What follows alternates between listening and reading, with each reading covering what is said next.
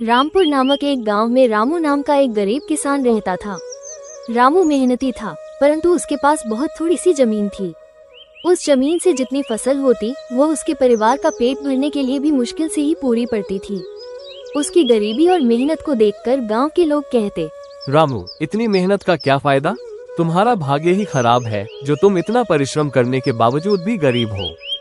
ये सुनकर रामू थोड़ा उदास हो जाता, पर फिर भी वो मेहनत करना नहीं छोड़ता। एक दिन गांव में एक साधु आए। गांव के लोग उनकी बातें बड़े ध्यान से सुनते थे और उन्हें बहुत मानते थे। रामू भी उनके पास गया और अपनी गरीबी और मेहनत की कहानी सुनाई। साधु ने उसे ध्यान से सुना और फिर कहा, तुम्हारी मेहनत जरूर रंग लाएगी बेटा, बस धैर्य रखो और अपनी मेहनत को बढ़ाते रहो। कभी कभी हमारी मेहनत के फल का समय आना थोड़ा देर से होता है, परंतु मेहनत का फल निश्चित रूप से मिलता है। रामू को साधु की बात से थोड़ी हिम्मत मिली और वो और भी मेहनत से खेती में जुट गया। दिन रात मेहनत करता, खेतों में घंटों समय बिताता।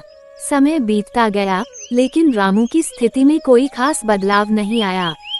फिर भी रामू ने अपने परिश्रम को कभी कम नहीं होने दिया।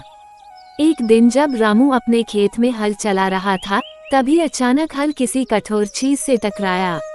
उसने हल को जमीन से निकाला और देखा कि वहाँ कुछ चमक रहा है। उसने मिट्टी को हटाया तो एक पुरानी धातु की हांडी निकली। उसने हांडी को खोला तो उसकी आंखें चमक उठी। हांडी में सोने की मोहरें भरी हुई थीं। रामू को अपने भाग्य पर यकीन नहीं हो रहा था। उसने साधु बाबा की बात को याद किया कि मेहनत का फल अवश्य मिलता है। रामू ने उन सोने की मोहरों से थोड़ी जमीन और खरीदी और बेहतर बीज और साधन जुटाए। अब उसकी फसल बहुत अच्छी होने लगी और कुछ ही सालों में वह एक समृद्ध किसान बन गया। उसकी मेहनत और भाग्य ने मिलकर उसका जीवन बदल दिया। इस घटना के बाद गांव के लोग भी उसकी तारीफ करने लगे और कहने लगे, देखो, मेहनत का फल मिलता ही है, बस धैर्य रखना जरूरी है। रामू ने अपनी मेहनत और धैर्य से सिद्ध कर दिया कि सच्ची लगन और परिश्रम से किस्मत भी हमारे साथ चलने लगती है।